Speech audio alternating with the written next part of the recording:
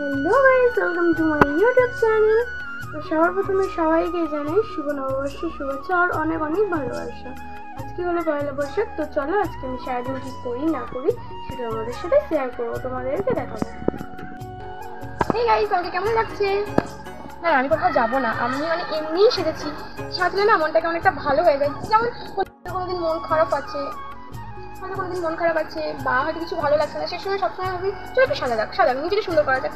আসলে কী বলতো, নিজেকে যত কী বলবো, নিজেকে যত সুন্দর করা যায় মনটা যেন ততই ভালো হয়ে যায়। কিছু ভালো লাগছে না, চলো সাজি। কিছু মন খারাপ করার জন্য চলো সেজে নিই, একটু সাজুগুজু করলেই না। তো চলো, আমার সাজা গোজা মানেই তো রিলস বানাবো। এখন আমি একটু রিলস বানিয়ে নিই, তারপর তোমাদের সাথে দেখা করবো। আজকে কী করবো না করবো, কোথায় যাবো, কী বানাবো না বানাবো, সবটাই তোমাদের সাথে আজকে শেয়ার করবো।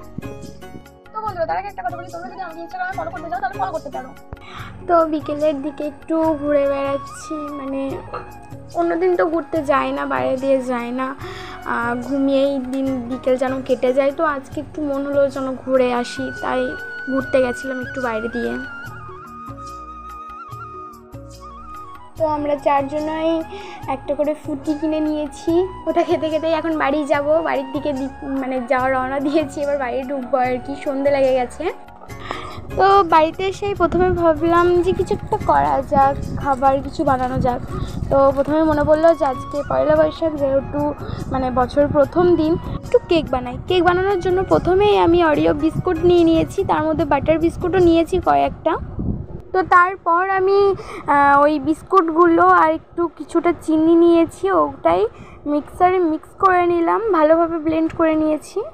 তারপর আমি 1 চামচ নিয়ে নেব, ওই পেস্টটার মধ্যেই দিয়ে দেবো ইনো। তোমরা চাইলে খাবার সোডাও দিতে পারো। তো ওই গুঁড়ো বিস্কিটটার মধ্যে এবার আমি গরম দুধ দিয়ে দিলাম, যাতে ভালো করে মিক্স হয়ে যায় বা ব্লেন্ড হয়ে যায়, ভালো করে যেন একদম পেস্টটা হয়ে যায়। তো দেখো, আমার এখানে অনেক অনেক সুন্দর ব্লেন্ড অ্যান্ড পেস্ট হয়ে গেছে। গোল করতে হবে, তার জন্য গোল জায়গা নিয়ে কোনো একটা বাটি নিয়ে তার মধ্যে বাটার পেপার দিতে হবে। তো তার উপরে আমি ওই পেস্টটা ঢেলে দেব।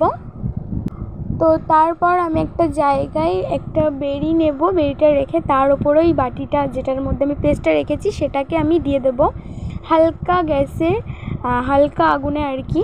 ওটাকে 45 মিনিট রাখতে হবে।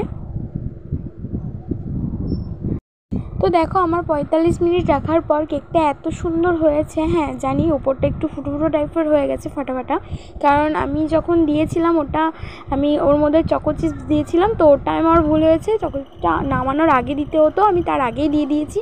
আগুনে যেহেতু তাপ পেয়েছে, তার জন্য এতটা ফুটফুটে গেছে। তো দেখো কত সুন্দর তুলতুলে নরম হয়েছে। তো বন্ধুরা, আজকের ভিডিওটা যদি তোমাদের ভালো লাগে অবশ্যই লাইক, কমেন্ট অ্যান্ড শেয়ার করে দেবে।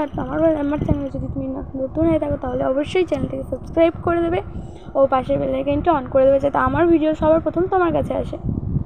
তো সবার ফার্স্ট আমি টেস্ট করলাম, যেহেতু আমি বানিয়েছি, অনেক সুন্দর হয়েছে। আমার তো হেভি লেগেছে খেতে, খুবই টেস্টি হয়েছে। তোমরাও বাড়িতে অবশ্যই ট্রাই করে দেখবে। তারপর আমি আমার মাকে টেস্ট করালাম। কেমন হয়েছে মা? ভালো হয়েছে। কেমন হয়েছে বল?